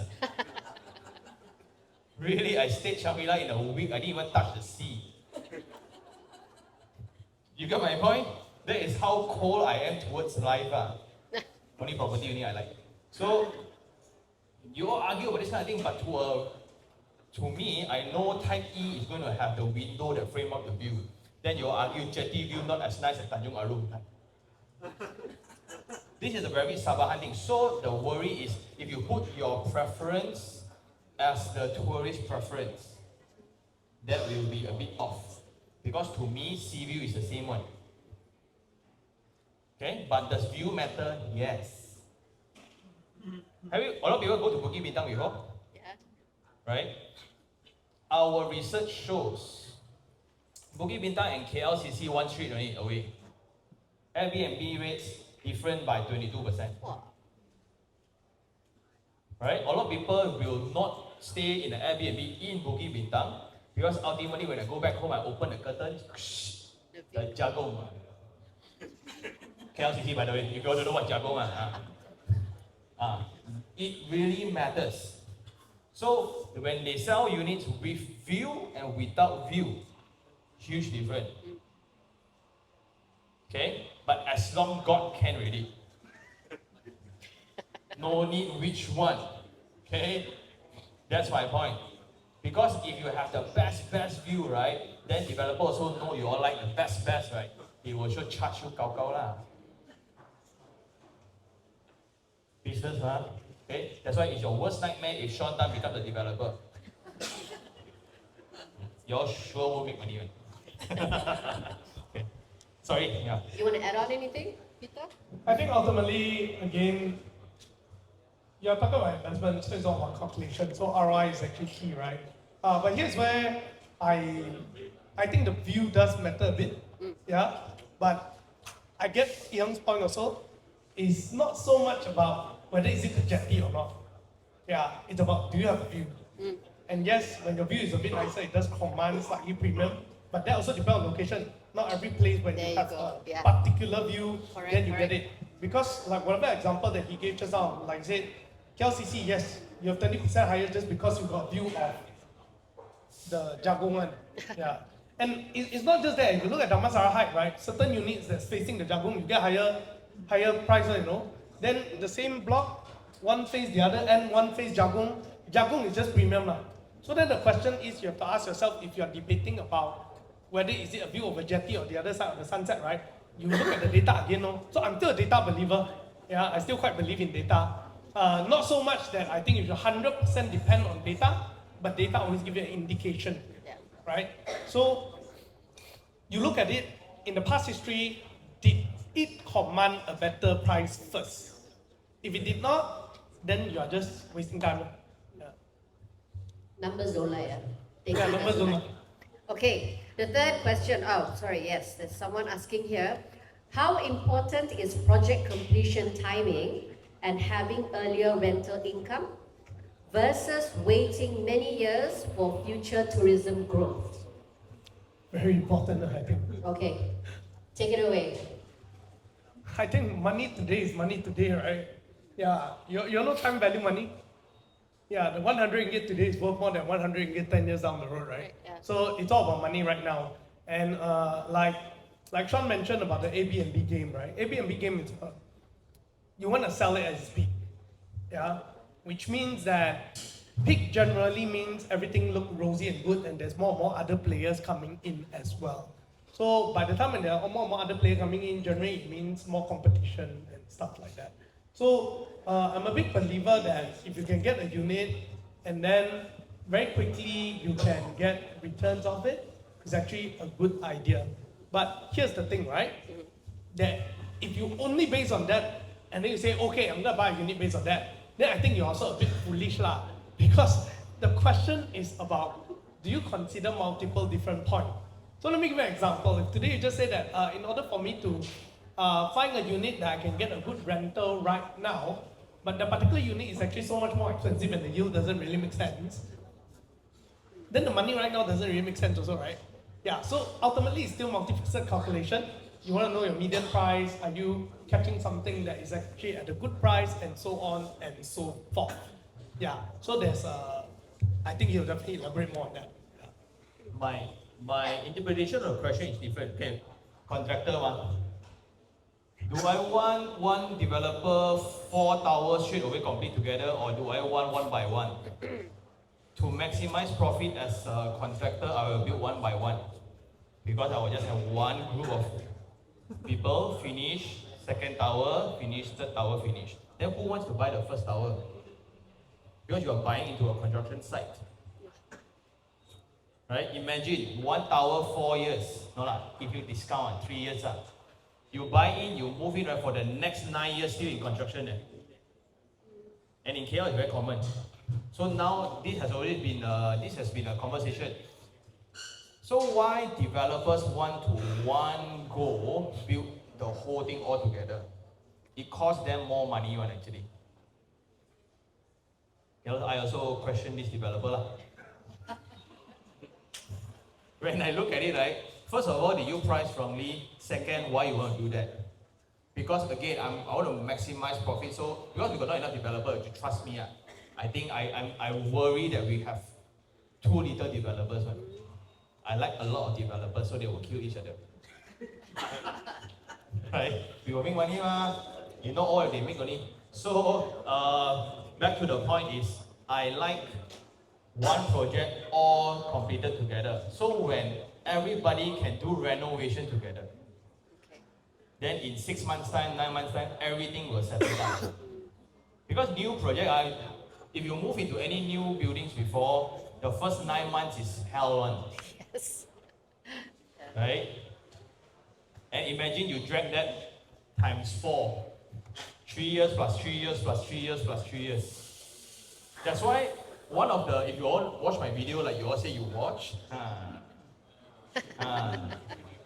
master plan development, the worst thing is that continuous non-stop construction. Yes, you buy phase 1, right, you will make a lot of money because you buy the cheapest. So you hope that the developer will start work on the phase 2. But you also curse the developer for starting work. Because you cannot sleep one. So it's a very dilemma. I want you to work faster, but at my convenience. Wednesday don't work because I OT. Cannot. So that's the debate. So to me, I interpret the question as I would prefer one whole project completed together, of course. But not many developers would want to do it. It's not beneficial to them from a financial point of view. The next question I think is a bit more, we go a bit personal. Someone is asking, I think it doesn't say for who, but I would like to hear from both of you. Have you ever considered buying property in KK? You sort of gave your answer earlier, but... Do you want to elaborate on that? Would you consider buying property? If the deal is good, why not? But I'm getting better ones. Okay. Okay. My take is this. I have 4 buying channels. Not YouTube channels, buying channels. Buy new, buy sub-sale, buy auction, buy bulk purchase. I don't care which one, as long as I get the cheapest with the highest ROI. Okay, so this one you only have one choice, which is new. So maybe when completion time, a lot of you all people who make the wrong decision, buying way beyond your affordability, then I will come in. That's why once you are a property investor, right, whatever news also good news, right? If market good, well, very good. If market bad, also very good. Right? You will still make money, right? Material costs go up, who benefit? Investor, right? Supply stock, who benefit? Investor, So at what position investor will lose money? When he make the wrong decision. That's all. So do I buy KK or not? I want to buy a landed house here, but I realize I cannot afford. You can talk. We have an offer in the front. I have one list. I will not buy at market price, So that's the thing. So we were talking about this one, like this versus a landed home. Then landed home here close 1 million, 1.2 million. Then my friend in KK, his house, my one okay at 800,000. Sometimes got water, sometimes don't have water. This is a KK problem. No, yeah, it is. You're preaching to the choir. Yeah. It's okay, it's like that, 800,000, sometimes got water, sometimes don't. Then electricity is on. You see, and everybody, yellow. We cannot accept one. But orang KK all okay, all very friendly. We grew up like that one. It's okay. We grew up like that. Yeah, so to me, that's my take lah. How about you? Will be seeing you in KK anytime soon? I don't think I'm getting any property in KK. Yeah, not yet at least. My philosophy is same as Ian in terms of numbers. It's all about numbers. And I think by now, you all will realize that I will just categorize the population to 2 types very, very quickly. There's one type of people who can get property only at market price. There's a type of people who have access to property at a different price. These two are very different people. Although the rules of investment is exactly the same, but one is foreign to the other one. Yeah. And there's this very interesting thing is, this side don't like cross to this side also will rarely cross to this side, because all are exclusive bonds. So there's one thing that's happening in this world right now, whether we like it or not, just like we talk about KL, right? Like why he buy and why he say whatever is an opportunity, right? It's because he got money, so everything he can support because money, Yeah, but for a normal person, if today you are not the I have money kind of position, your consideration is entirely different. But if you have the money kind, your consideration is entirely different. Correct. Yeah. So it depends on which POV. So like when we talk about data just now as well, right? Data bends to people with money on to understand that. Yeah. So different level of wealth can bend data at a different level. Now, so then I know I'm a bit off, so then it comes down to me. I don't think I'm the kind of person who can bend money data to me. Okay? Number 2 is when I buy a property, I like it to be close to me because I can see. Right. Why? Because okay lah, unless I talk to Ian a lot, I say, hey, can you introduce me to the right person to manage it and so on. Yeah. So I find it very fun to manage a property. Right. So that's the reason why I don't do a lot of it. So then that's the reason why I do not have a KK property. But if one day I'm so rich, ROI is not a problem. Yep, I don't mind. But if ROI is something, and for me to look at it is something, the number has to make sense. Yeah. So so far, before I can make sense of the number, the price already go up lah here. Right. So So essentially, never say never lah. Because never we say never never lah. know, right? Okay. Okay, moving on to the next question. We still have some time. Okay, this is a personal, point of view. Mr. Money say, I'm 25 something. If you're 25, you're 25, right? You're 25 something, right? You're 25 or you're 26. 25, 11 months and 25, Oh, 1 month okay. different. I see. So maybe different. 25 plus another 2 years. 27. So I am married. I hope to have a home with my partner and my dog. I will have 18% soon. Now we already have around 15%. But after we buy, our saving all gone on. I don't want to stay with my parents anymore. Maybe I can buy those house below market value. Maybe I can buy those below market value house. Question mark. I think I always tell people this, right? Cash flow is blood flow. Yeah, you got no blood flow, your heart stop. End of story. So don't kiang and die wanna buy. Yeah. And in terms of property for staying, your problem you want to solve is you don't want to stay with parents, ma. Your problem you want to solve is not I want to buy a house for something, right? For investment curve or stay curve. No, it's I want to run away from a problem. Then focus on that problem, and that problem now can be solved with I rent a house. So who tell you must buy? I think it's the danger of Asian, right? We have this love that we must own a property, cannot rent it, because if you rent means you give money to the landlord to what? I think it's okay, just rent. I tell you what, I also rent. I stay in a landed property that is rented. Why? Because I don't want to stay further away from my office. So I want to stay very near to my office and I want to land it. So I just rent. And I'm paying 3,500 for rental, right? Yeah, it's cause why? I just prefer it that way. Now, do I have my own house? Yeah, I have a house in Kiara also. I also rent out to people lah. So Full circle lah. yeah, so my point is this, right?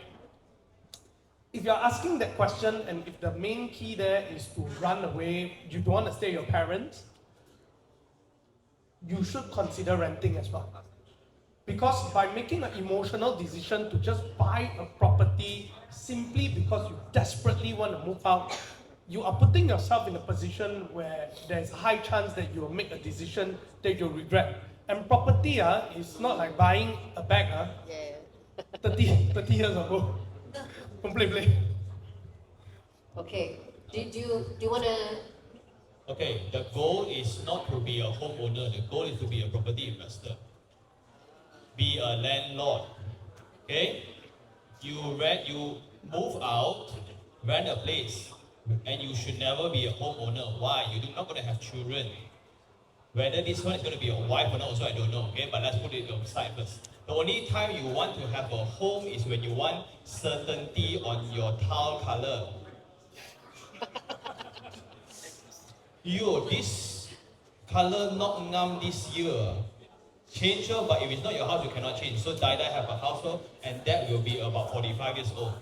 You are 25, chill. Then maximize your money. Instead of buying sub-sale with 18%, go with new. Go new with minimal down payment, but still the rental can cover installment one. Then whatever 18% that you have, put into other alternatives, because at this stage, flexibility is top priority. You're not sure whether tomorrow you get fired or not. Then you want to commit to a 35 years loan. Wow. Get it? Okay, next. All right. Can I add on a little bit? Of course you may. Yeah, just very quickly, right? I want to tell you that actually home rental is not that bad one.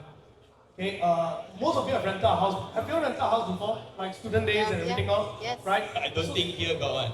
Here all stay. So if you're studying in KL, you probably experience Yeah, that, right? yeah. You may think that when I get married, it's different. I should own my own house. And he's precisely right. You just want everything to look nice. The truth is, You're 25, and if you're 25 and you do live an active lifestyle and you do work and you're not working from home, most of the time, You won't be home. you're not really at home. You're only at home after dinner, 3 hours, 4 hours, and you probably watch Netflix and then you sleep. Oh, I know already. If you cannot tahan, then stay Airbnb. Yeah, you can have a mini getaway after that, right? Now, so I think people who truly enjoy a home, number one, you are very introverted. That's number one. So you don't go out. You bring your friends to your house all the time. And you work from home. Yeah, my friends are that. Yeah. Okay. Now, number two is you have helpers. Wow. So when you have kids, the helpers set up kids, and you are enjoying your home. Because I tell you, I got 2 boys. Do you think I look at the furniture? Bro, the moment I come back, I'm feeding the kid, putting her in the shower, and by the time I finish, I'm so tired already. I want to do my work. The thing that I really look at is where I sit and do my work, where I put the kids to sleep, and the bathroom that probably I spend the most time in, right? Yeah, so I'm running away from one. Sit there. So, you don't really get to enjoy it. So, if you are thinking a lot about enjoying the house, I will tell you that if you're in your 20s to 30s, maybe you won't really get to enjoy it. So maybe might as well you focus on investing and everything else, and then by the time you're richer, about 45, 50, then you dump in one shop without needing to think about money, and just own one of those homes that Malaysia homie will come and check out your house kind, right? Then you truly enjoy your house. Okay, thank you for that one. The next one, short question. How to buy or enter the cheapest property? Got PS some more. PS. Please be frank, yeah? Okay. I think that's what Sean's been the whole day, but never mind. So can you be frank 2.0? Access to deals is the toughest part of Malaysia real estate. Okay? Because reality is this. Friends and family gets better price than you. Right? Just like everything else. So, after friends and family, what's next? Business associates. Then past purchases. Then early birds. Then only you.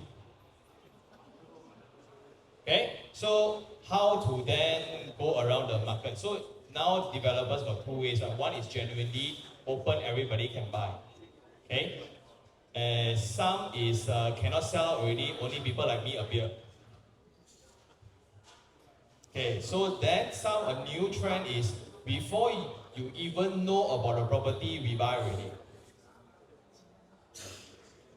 But this comes from a person that eat, live, sleep, breathe property only one. So when I buy a property, I will go through 4 buying channels. Again, in one existing property, like this one for example, is the developer still selling? Maybe. Is there sub-sale? Yes. Is there auction? Maybe. Is there bulk purchaser? Yes or no? Okay? If yes, which one gives me the best deal? But a lot of people don't go by this route. What they do, I like it though. I can imagine my kid growing up here. Buy lor. So because and let's be very honest, we all only going to buy one only in our lifetime. Think so much for what? At most 2? Not every people buy property every year one month. That's why if you're in the game for so long, it matters if you want to buy 10 or 20. If it's buy one only, buy what you like, that's the wrong concept lah. I will always want to protect because every time it's this, every time you buy already, I won't sell one. That's every car guy's excuse. I buy this GTR, I won't sell one. I will drive for the next 15 years, 2 years later boring already. Right? Got new facelift, then I want to sell and buy again. Right? It's the same excuse again and again. So only then they realize that, what I bought was too high. And the only way you lose money in property is you pay above median price. So all the haters I have, the only reason why they hate property is because they lose money. Why? They buy higher than everyone else. Because by default, inflation will push you through. Median Malaysian property year on year 2 to 3%, close eye. But you think only 2 to 3%, man? You look at your landed property, last year and this year already how much? Okay, so it's even more, but that's the median. So by inflation, material costs will only cost higher, land costs will only go up higher, labor costs will only go up higher. How can you lose money? Oh, when you pay a price that is too high, lah. So who's to blame? So that's why I am so persistent about channel of buying. Is because if you just put in a little bit more effort, of course, is auction better or sub-sale better? Depends if you got money or not, depends on the unit itself. But if you got no money, new is the only way. Right? So it depends, like when you got money or no money, then you point at me. No. Okay, so that's my take on this, why I'm so insistent. But again, not all developers are willing to work with bulk purchasers. Because it kind of destroys the reputation a little bit. Okay, so this one, okay, because now everybody listening, right? A deeper question. Let's say 50% unsold.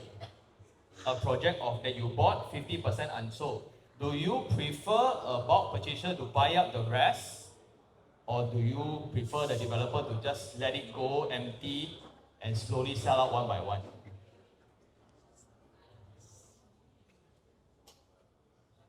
So do you want a normal owner to be your competitor, or do you want the developer to be your competitor when you want to sell?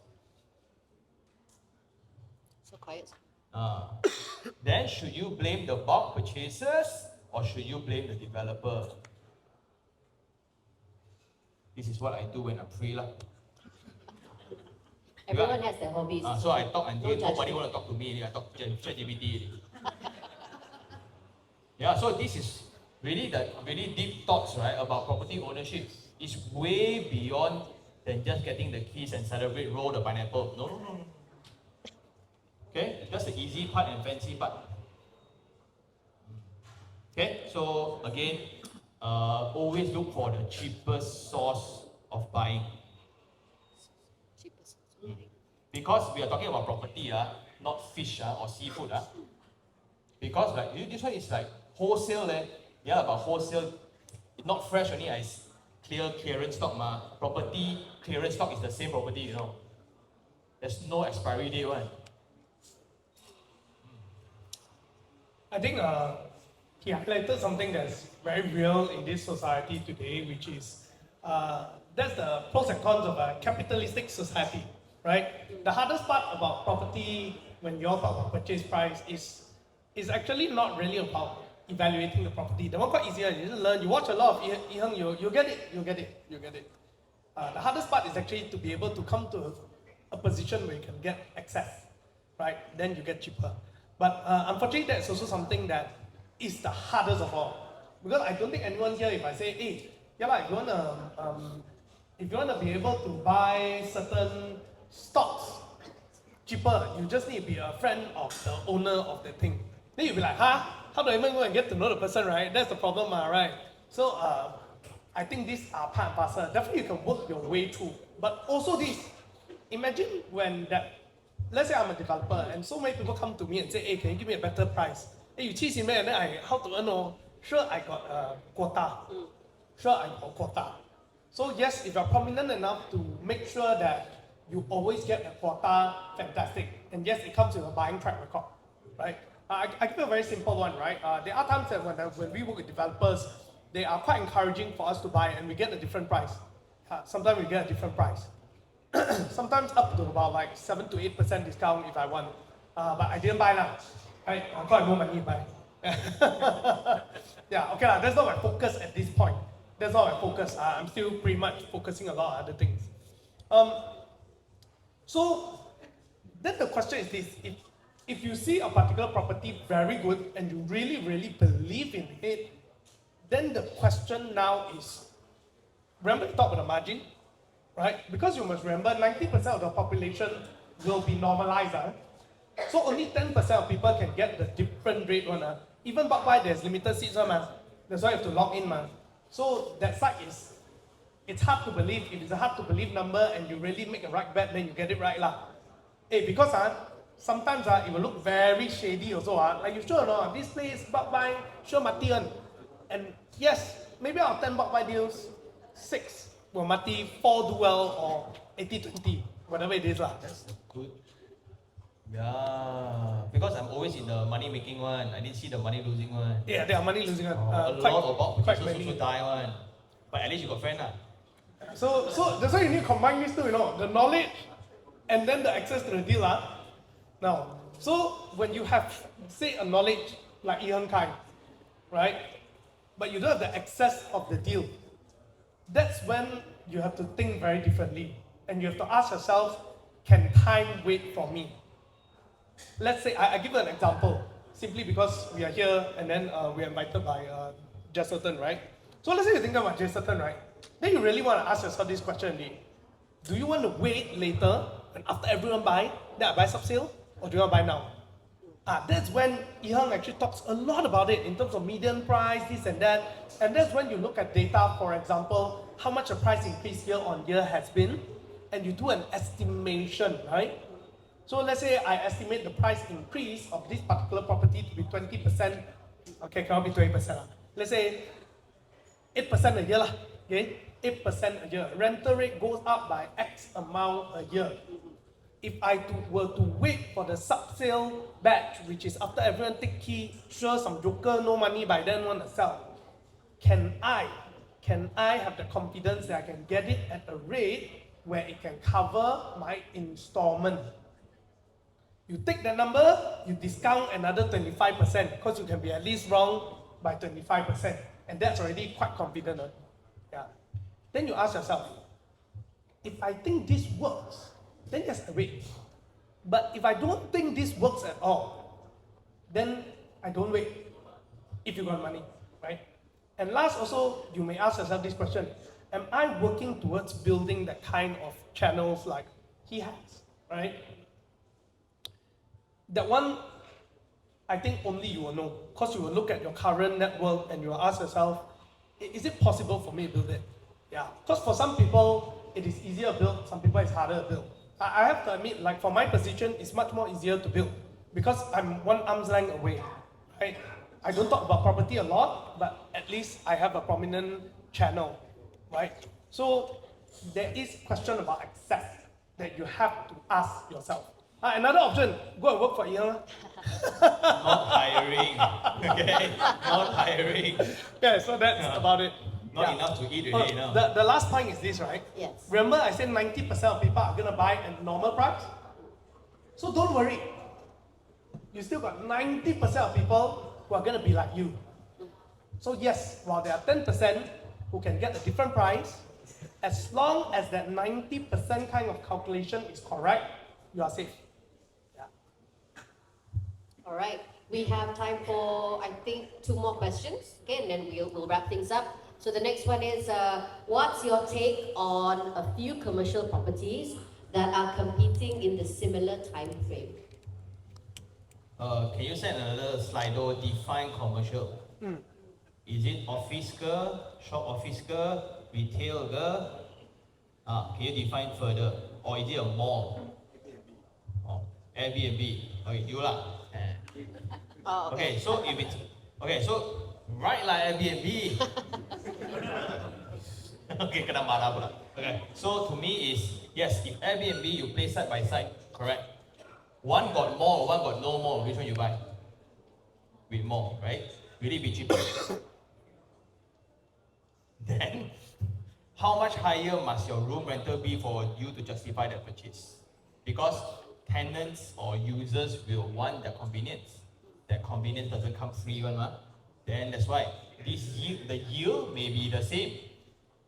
This one cheaper rent but cheaper price Your one higher rent and higher price But that's sustainability point of view.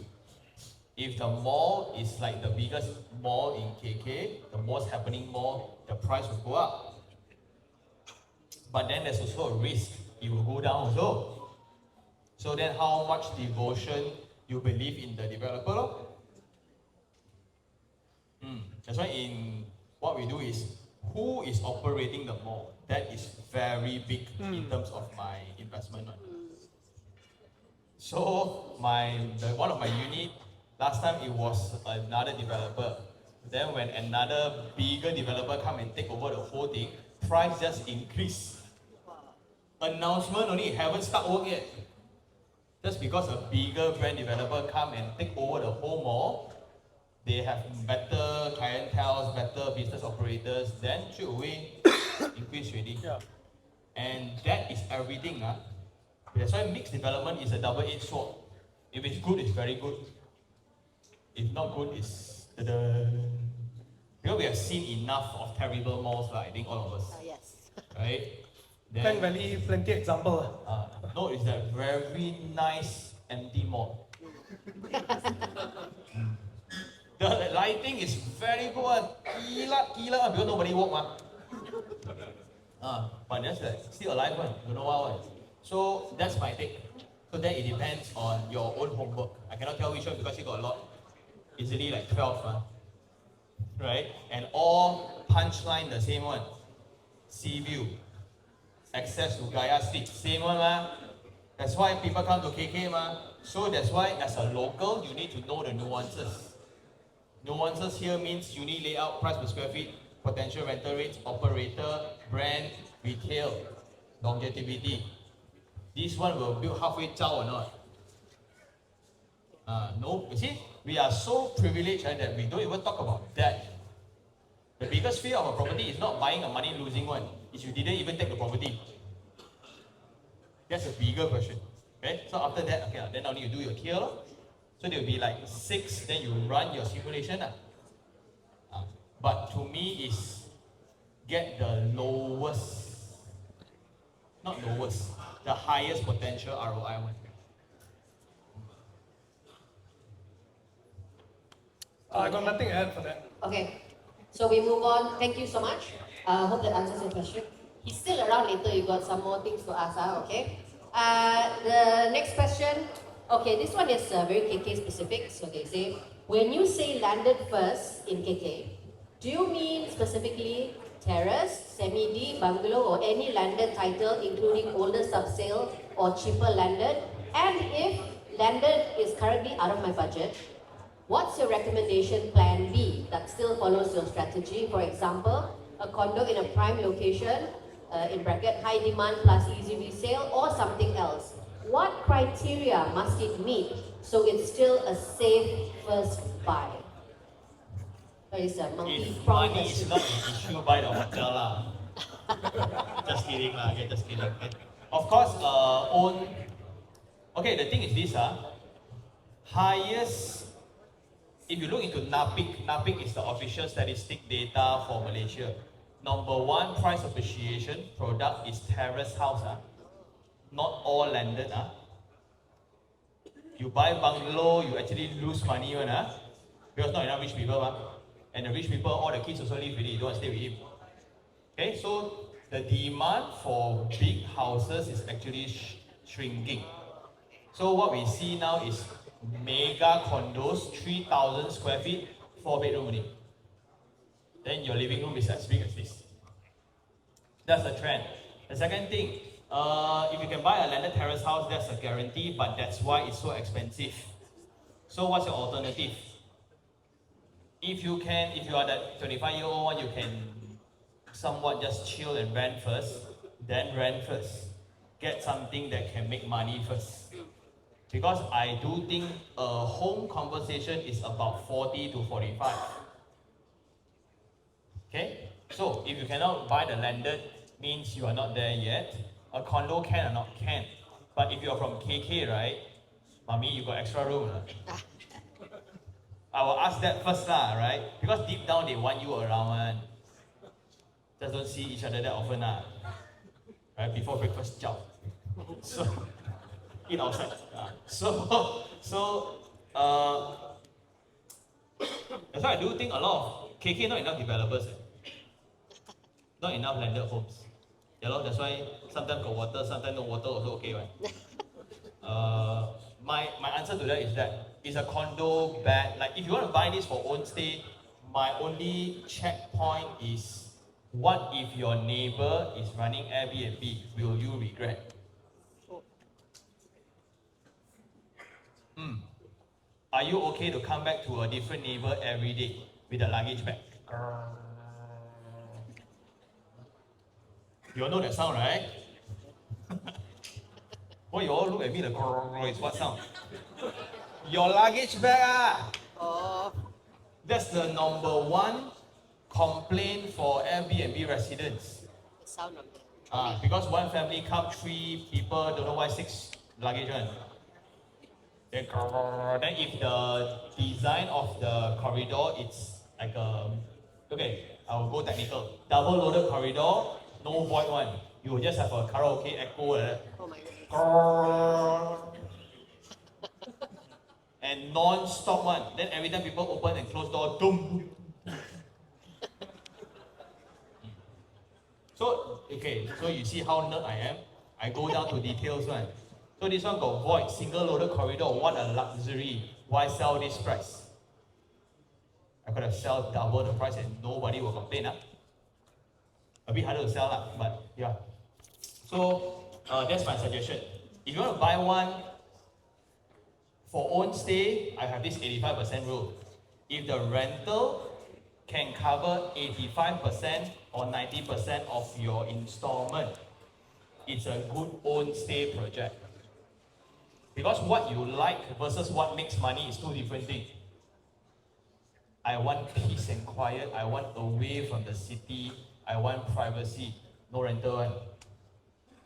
Okay, so a nice balance is I want close enough, but if I want to exit 5 years later, I assume you want to work hard lah.